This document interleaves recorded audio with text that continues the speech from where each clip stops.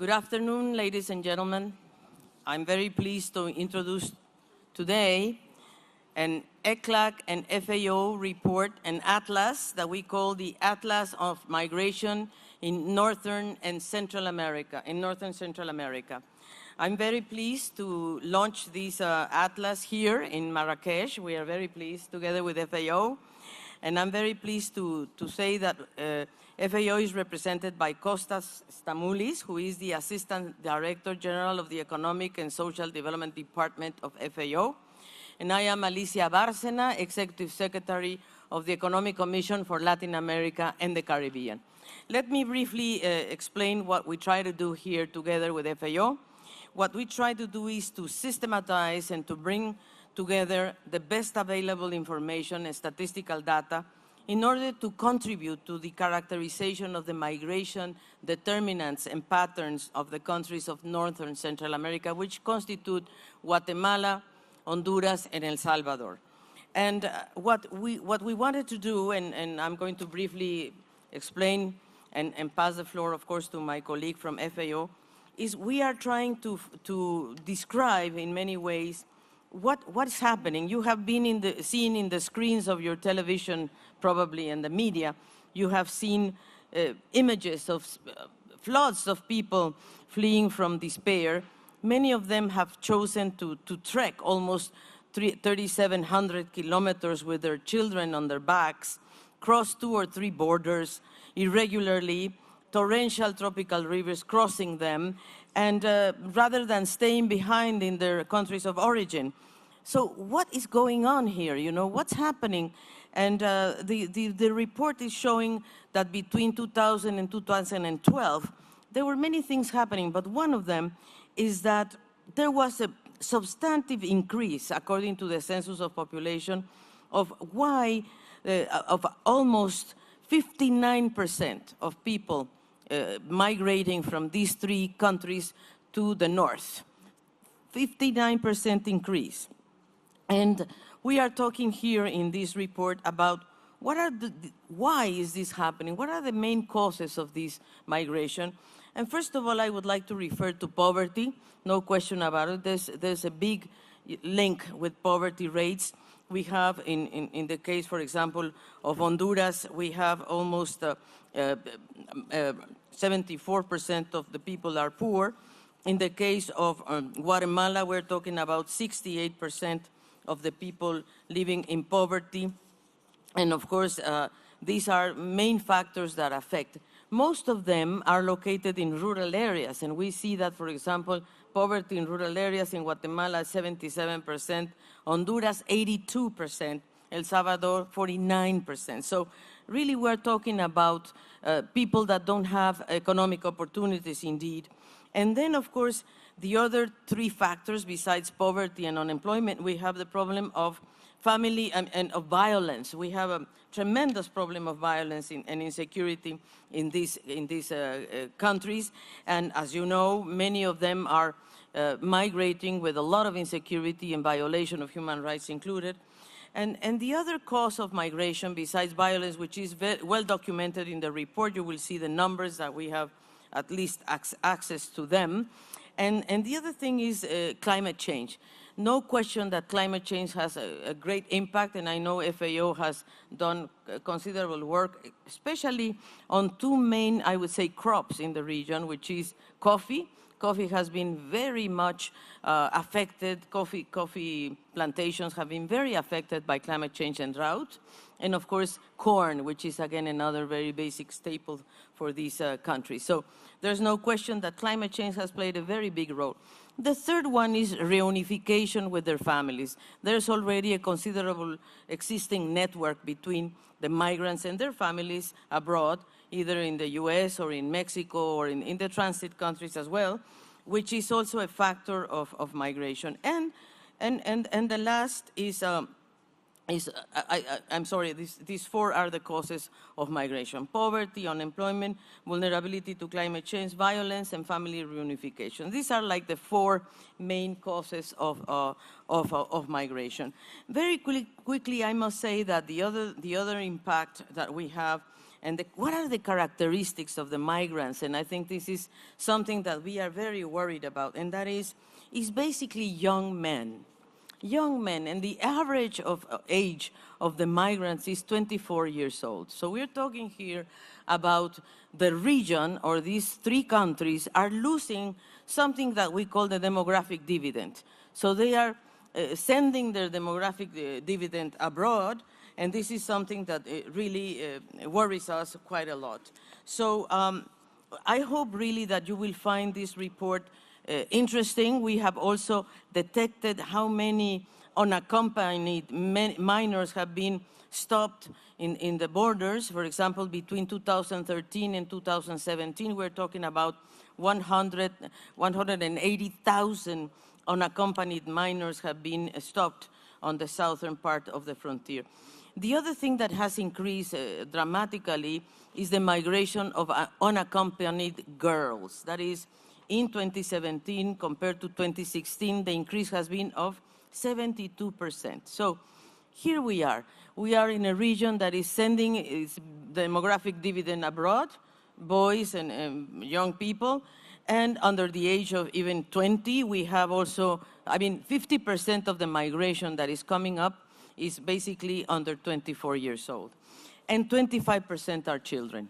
Many of them, as I said, unaccompanied, girls and boys.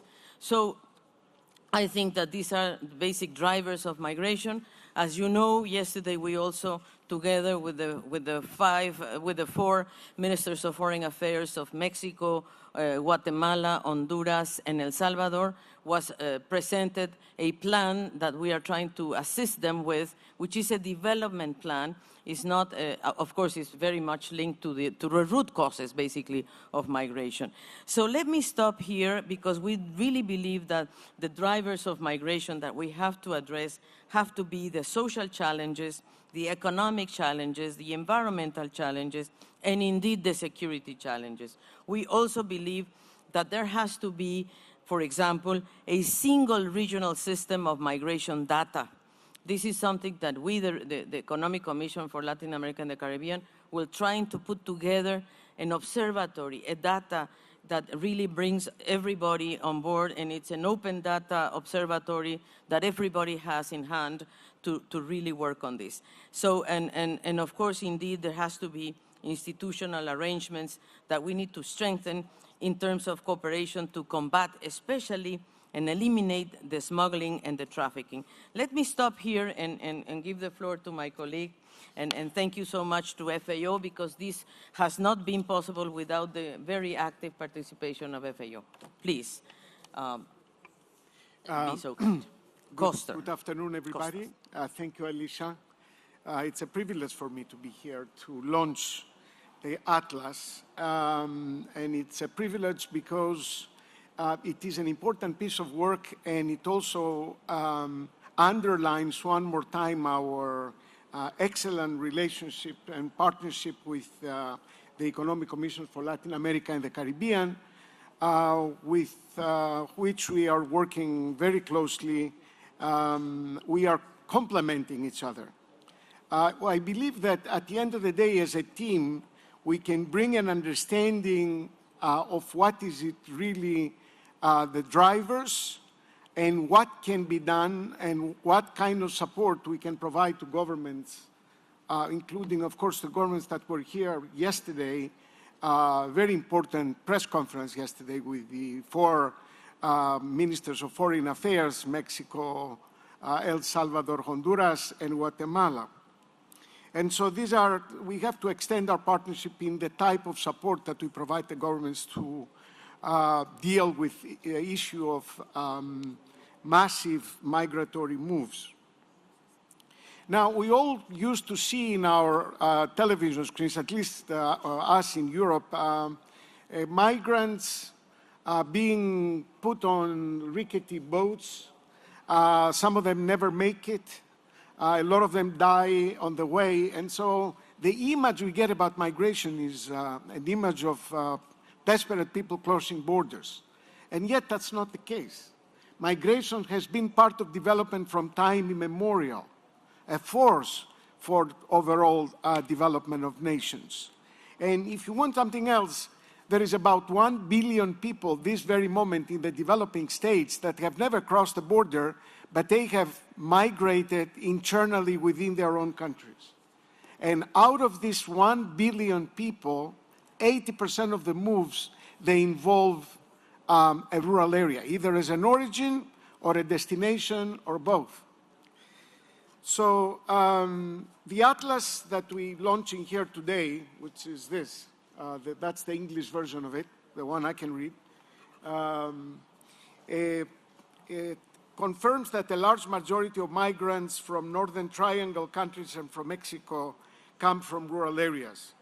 2/3 of the unaccompanied minors from El Salvador left from rural areas. Slightly more than half of the remittances sent to Guatemala by migrants go to rural households. Only 11% of the returnees of Honduras and 15% of those of Mexico go back to the cities. The rest return to their rural households. So there is quite a bit of evidence of the rurality, of the nature of the rurality of the migratory movements in the North and Central America. This is why FAO collaborates with ECLAC. We bring a certain amount of expertise to this collaboration, and we know why they're probably leaving the rural areas and what can be done to mitigate their need to migrate. Massive irregular migration of the kind that we have seen or we have been seeing in the past month is a direct consequence of the prevalence of food insecurity, of climate shocks, whether they are associated with climate change or are recurrent shocks, but they come back with increased force, like the El Nino, for instance. The latest El Nino was catastrophic compared to El Ninos of the past. And then El Nino, we know that is going to come, but it brought with it droughts and other catastrophes. So they leave because of food insecurity, climate shocks, the erosion of the social fabric, and of the lack of economic opportunities in the rural villages and territories of these countries. As Alicia said, it is a sad situation when you see people crossing on foot, walking 3,700 kilometers, swim across torrential tropical rivers, and cross 2 or 3 national borders irregularly, being tremendously harassed along the way in the countries of transit, instead of staying on their places where their families have lived for generations. There are 2 questions that we should answer in this case. The first question, if this massive, unorganized, desperation-driven migration is inevitable. The answer is very clearly that it is not inevitable, and by far. The rural territories of El Salvador, Guatemala, Honduras, and Mexico can definitively support the livelihoods of the majority of the people, of the families, and also provide some employment to their neighbors. We say this because we know it is true. We have analyzed the issue.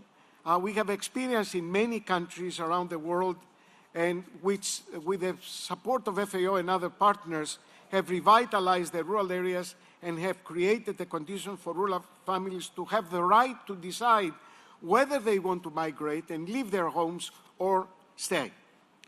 We do not propose that we must retain all rural people in their territories. As I said, migration internally from rural to urban areas is a part of the path to economic transformation, and internationally is also, all these things are developmental phenomena.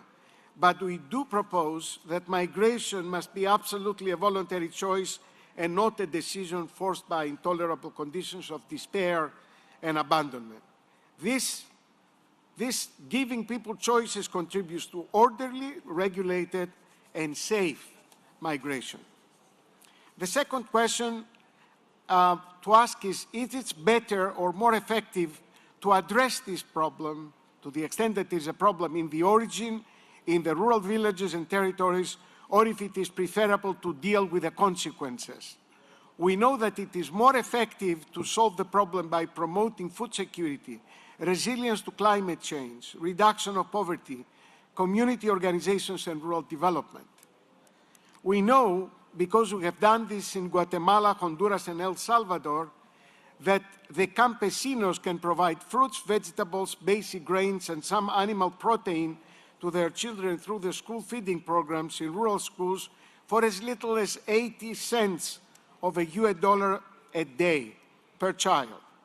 We know because we are doing it with the relevant governments and communities, with the support of Mesoamerica Sin Hambre program, that the household of a family farmer can become much more productive, sufficiently to feed itself, can, as I say, create a few jobs for the neighbors with an investment of only $300.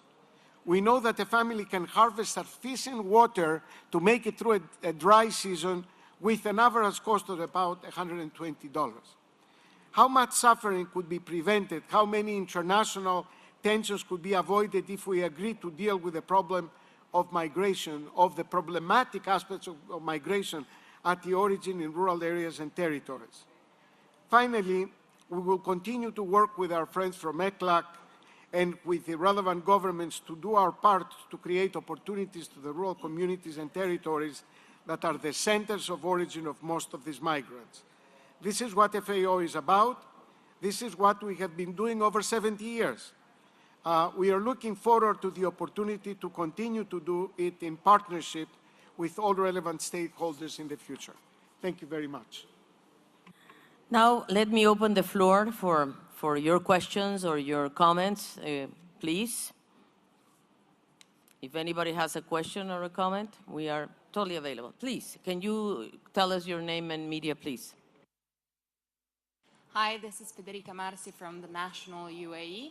I wanted to ask you more about climate change and how this is impacting migration in Latin America specifically, and what your reaction is to the fact that Donald Trump is not admitting to the reality of climate change.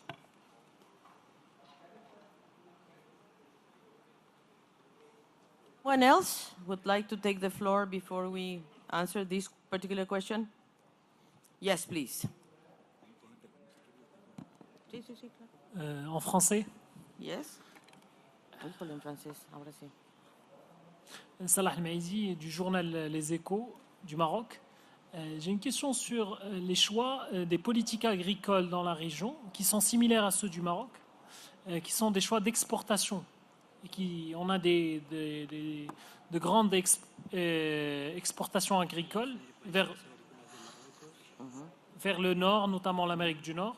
Est-ce que ces choix ne précarisent pas encore plus les petits agriculteurs du sud de la région de l'Amérique latine?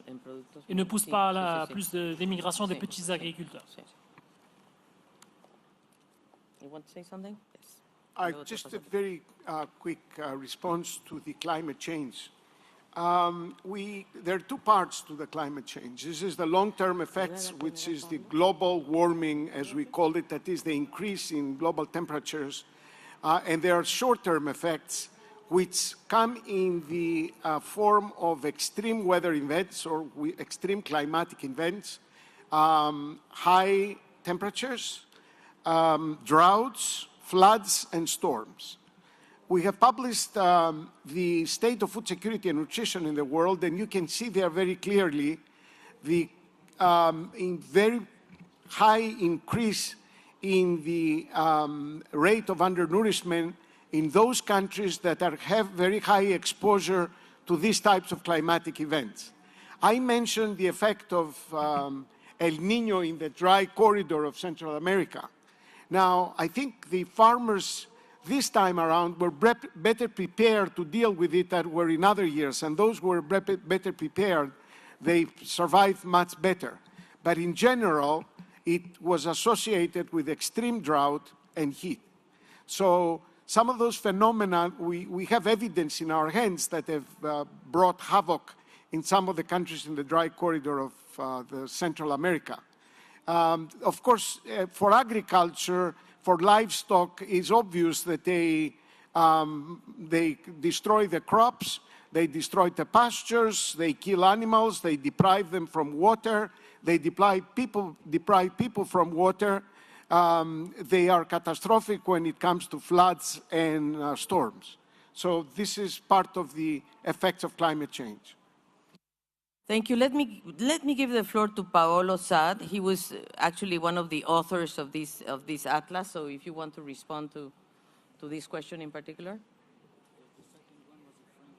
In French. No, the second question I can answer, but you can go to climate change if you have something, or I can give it to Hugo. Then Hugo, you, and I can respond to the second one. All right. Well, thank you so much. Let me just give you a specific example on the impacts of climate change in the northern triangle of Central America.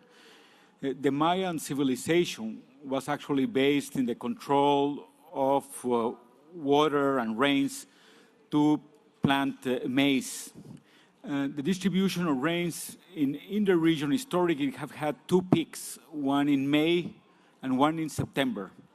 The studies that we have carried out of climate change in Central America demonstrate that bimodal distribution of rain is already changing. It rains the same amount of water, but it rains far less in May. So all of those crops are subject, especially corn, the basis of that civilization, is subject to a lot of stress during those months because there's extended drought during those months.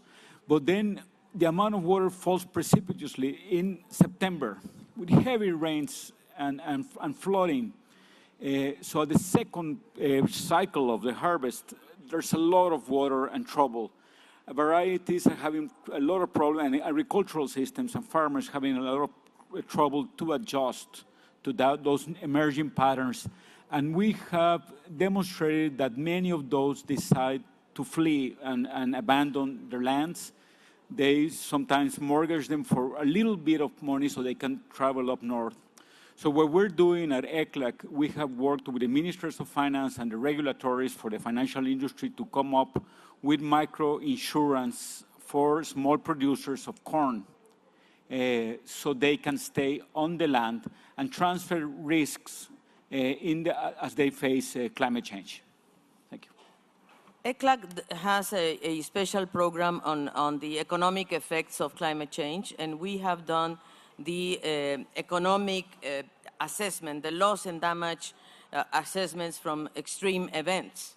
So only between 1974 and 2012, approximately, we can calculate that the estimated cost in the northern, in the three countries of Central America has been of around $11 billion, $11 billion, out of more or less 50 extreme events during this period of time.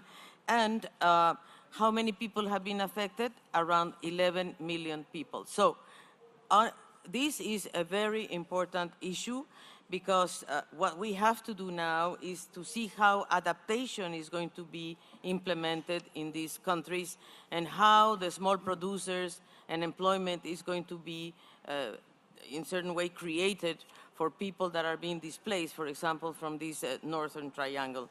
Let me come to the question of our colleague, although I cannot speak French, but I can answer to you in the following sense. You are totally right. In Latin America and the Caribbean in general, we have a lock-in, a problem of lock-in. That is that productivity or production in general is based on very few staples or products. No? And even for subsistence or for exports, we export very few products to very few destinies. And we produce these products for exports with low salaries. No? So we base our competitive advantages on low salaries. And this is bad because this is what we call the trap, the middle income trap. This is the basis of the middle income trap. That is, we will never be able to get out of the middle income trap unless we are able to build more value added to the products we produce, unless we go for genuine competitiveness, which means not with low costs of labor, because otherwise we will never allow our people to have a better skills, more innovation, more technology. So honestly, what you're asking is crucial, not only for Central America, but for the rest of the region. If we are based only on few products, low cost of salary, middle income trap, that is classic. So Morocco, you know better than me, but many of our developing countries are facing exactly that problem. They are growing, of course they are growing, but they are not distributing the growth and not breaking the structural gaps. Please.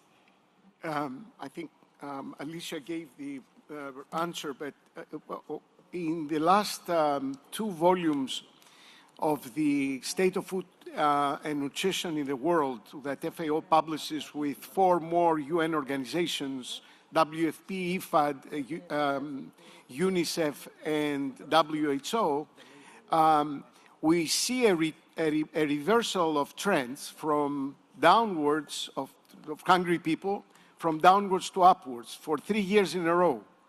And in Latin America, what we have observed is that the decline of the prices of the commodities have brought about economic difficulties in the region, not only to the people involved, but also to the governments, which a lot of countries in the region have a large network of safety nets, which you can't finance in a period of low earnings and low export. So low export returns. Very good. Let me give Paolo Sad. He's going to give you very interesting data on what happens with our migrants in the United States. Please, Paolo. Thank you. Well, something that's very explicit in the Atlas, I think, is the drivers of emigration from the Northern Central America. But also there is something that maybe is not explicit, but still is in the Atlas, which is the attracting factors in the US. So we see that the labor demand in US is increasing faster than the working age population in the last years. So that there is a high demand, increasing demand for labor in the US. And we see that most of this labor gap has been supplied by Latin American immigrants, and especially from the Northern Central America. And if we go and look at the part of the Atlas that says labor force, we can see that 70% of the economically active population coming from the Northern Central America has a job in the US. So they are including, this is higher rates than the rates in their own countries. So most of them have a job, is contributing to Social Security in the US. But if you look at the category of job they are holding there, most of them, 58%, are in low-skilled category, compared with only 22% of other migrants, and 19% of the native-born population. And another data says that 63% of the NCA migrants in the United States have no access to social protection. So I think if the plans, the development plans, succeed in the region, maybe the attracting factors are going to be higher than the pushing factors, and it's going to be by a decision of the people migrating, and of course it's going to, hopefully, it's going to decrease the abuse of these people suffering in the labor markets outside. Thank you very much for your attention, for being here with us today. We only want to end up saying that one important factor is to have reliable, timely, comparable data, to have standards, to have disaggregation of this information in age, gender, ethnic, territorial origin, to strengthen the national statistics, but also the regional observatory that we can establish together. And the other thing is to make possible and to relate and to make visible what migrants are contributing to the destination countries, because it's a lot. Many of these migrants are contributing to the destination countries in terms of taxes, social protection, etc., and that's not recognized. And of course, the role of remittances to their countries of origin. Thank you so much. I hope you will find this atlas useful, and we will keep you informed. Thank you.